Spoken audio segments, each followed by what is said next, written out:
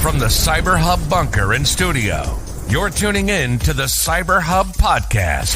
And now for your host and CISO, James Azar.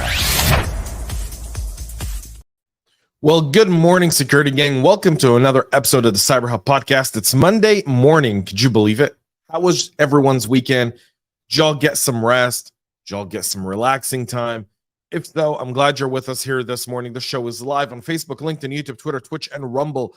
Good morning, everyone. Tuning in at a packed show this morning with a lot going on over the weekend, including Chinese malware found in U.S. military systems, another Ivanti Zeroday, Barracuda's malware, and so much more. So all of that on this morning's show. Strap in, tune in.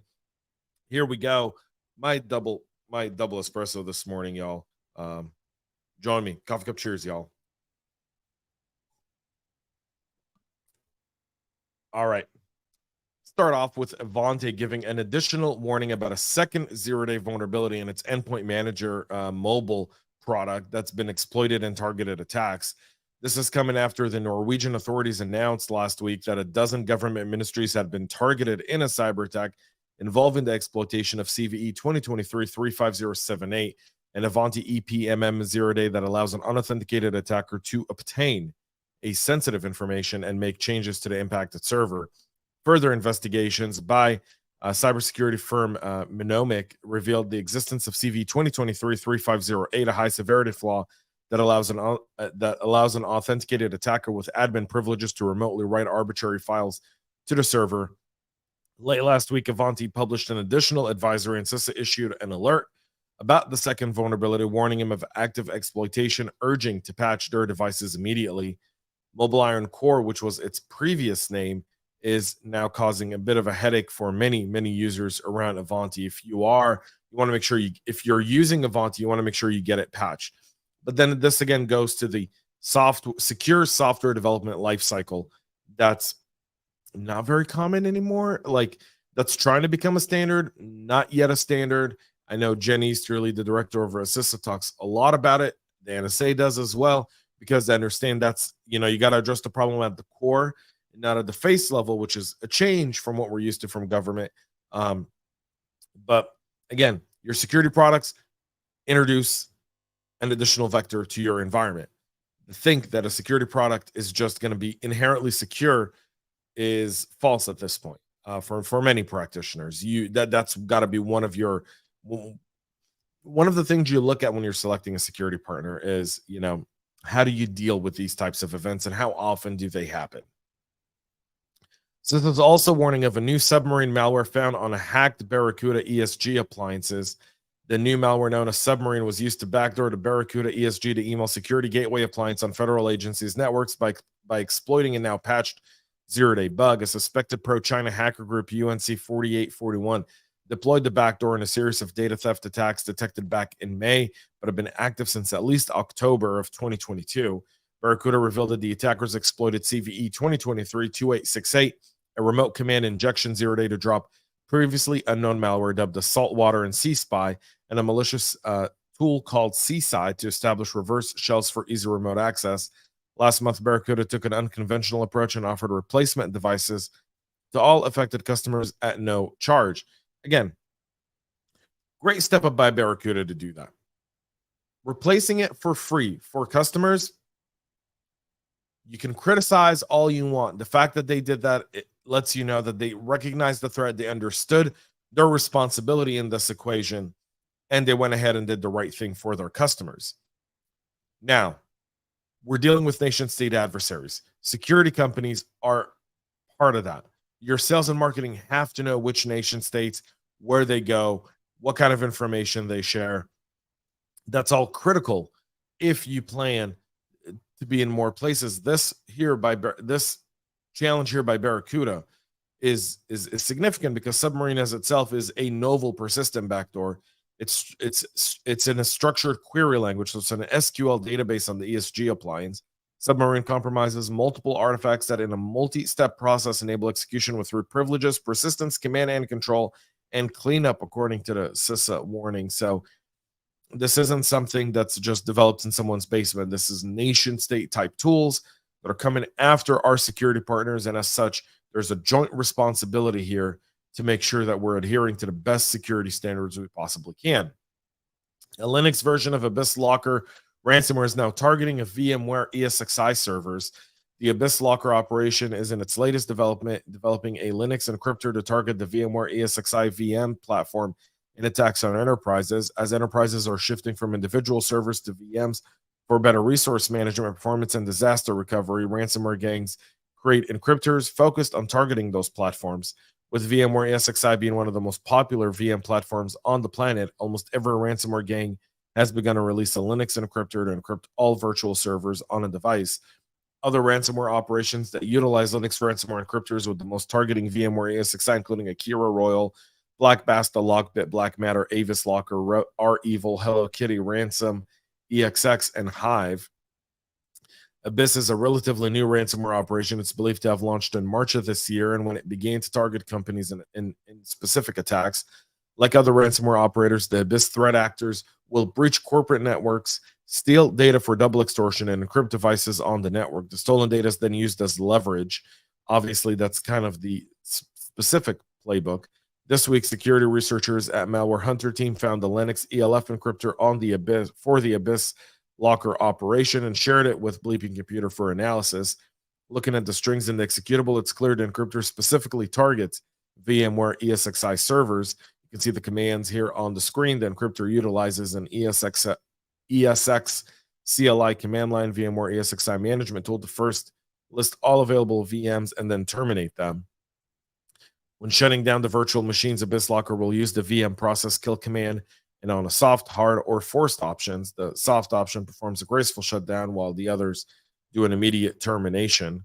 The encryptor terminates all VMs to allow the associated virtual disk snapshots and metadata to be properly encrypted by encrypting all files with the following extensions: .vmdk or vmsd or vmsn. So that's a new threat actor on the scene and another sophisticated malware targeting VM, our virtual machines, which is, again, how do you go about defending this? There's a slew of things, but performance monitoring is going to be critical in monitoring your entire VM. Anytime there's a forced shutdown, that should raise a ticket, and I know that can be very irritating. But when you recognize the threat and the likelihood of the threat coming towards your organization, it'll make a lot more sense to do just that. Israel's largest oil refinery website went offline after a massive DDoS attack. The Haifa-based Bazan Group, formerly Oil Refineries Ltd., generates about $13.5 billion in annual revenue, employs around 1,800 people in the northern capital of Israel. The company boasts to have a total oil refining capacity of about 9.8 million tons of crude oil per year. Over the weekend, incoming traffic to the Bazan Group website, bazan.co.il, and ing.bazan.co.il is either timing out with a 502 error or being refused by the company's server. They've confirmed that the oil refinery website has been made inaccessible for most visitors around the world. In other tests, the website was, however, accessible from within Israel, possibly after imposition of a geoblock by Bazan in an attempt to thwart the ongoing cyber attack. In a Telegram channel, Iranian hacktivist group Cyber Avengers, aka Cyber Avengers, claimed that it had breached Bazan's network over the weekend. On Saturday evening, the group additionally leaked what appeared to be screenshots of Bazan's SCADA systems, which are software applications used to monitor and operate industrial control systems. These include diagrams of the flare gas recovery unit, the amine regeneration system, and a petrochemical splitter section and PLC code as seen in Bleeping Computer. Bazan has dismissed the materials as entirely fabricated. However, some I've spoken with have said that, this could be true. The reason they could be denying it is for national security purposes.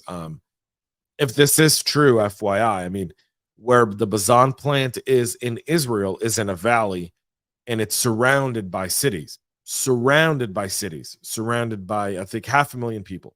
So any sort of petrochemical leak there could potentially could impact 500,000 people that live in the areas around this power plant. It's significant.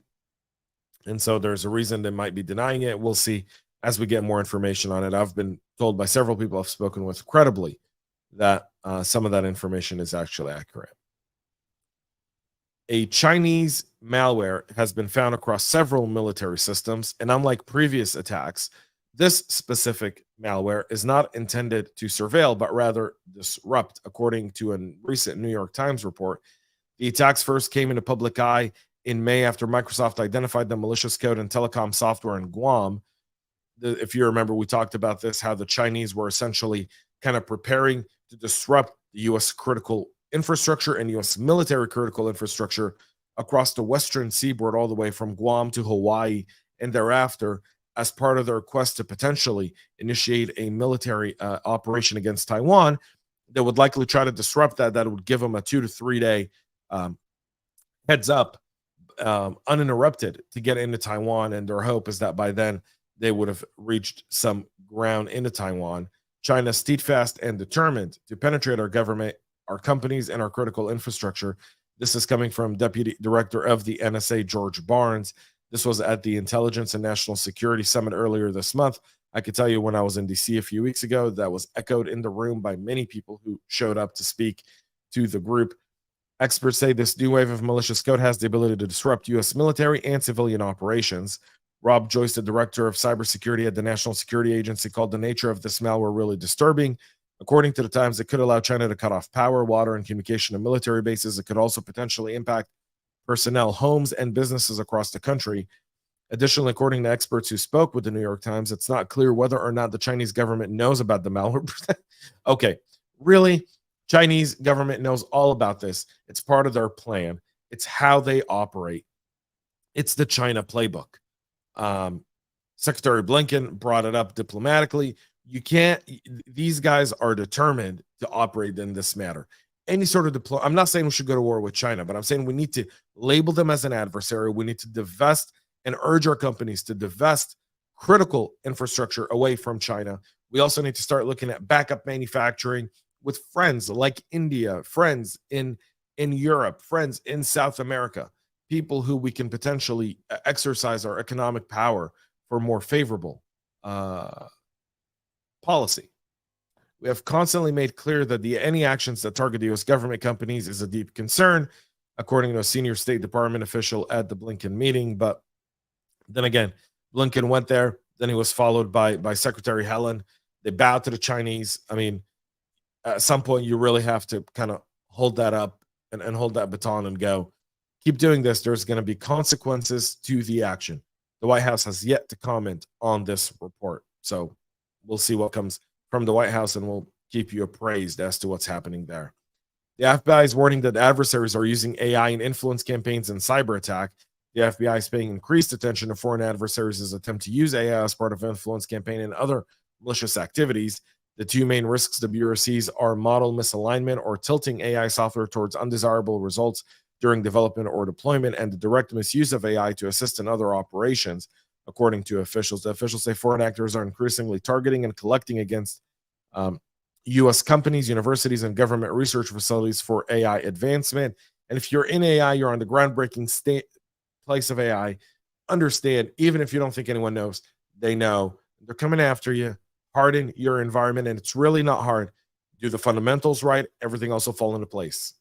Everything else will fall into place. In our final story, TSA renews their cybersecurity guidelines for pipelines. The TSA renewed cybersecurity regulations on Thursday of last week for the operators of hazardous liquid and natural gas pipelines, as well as liquefied natural gas facilities. The agency first issued a series of security directives in 2021 after the ransomware attack on Colonial Pipeline dominated headlines. Now, this attack kickstarted a wide-ranging government efforts. The renewed guidelines contain minor changes, but largely mirror the previous rules instituted after the Colonial Pipeline attack. Most of the changes close loopholes in the regulation and provide operators with increased flexibility in terms of how they protect their sites. But the bulk of the directives is the same, so not much changing there outside of giving people a bit more control. So there's that positive. That's it for our show today. We'll be back tomorrow with a whole lot more. Black Hat's just literally a week away, y'all. So can't wait to see you in Vegas. We still have a few sponsor spots available. So hit us up if you're interested in being part of the hard-hitting conversation there. Thank you all for tuning in, and stay cyber safe. We love feedback, so make sure to connect with us on social media and subscribe to our podcast on your favorite podcast listening platform.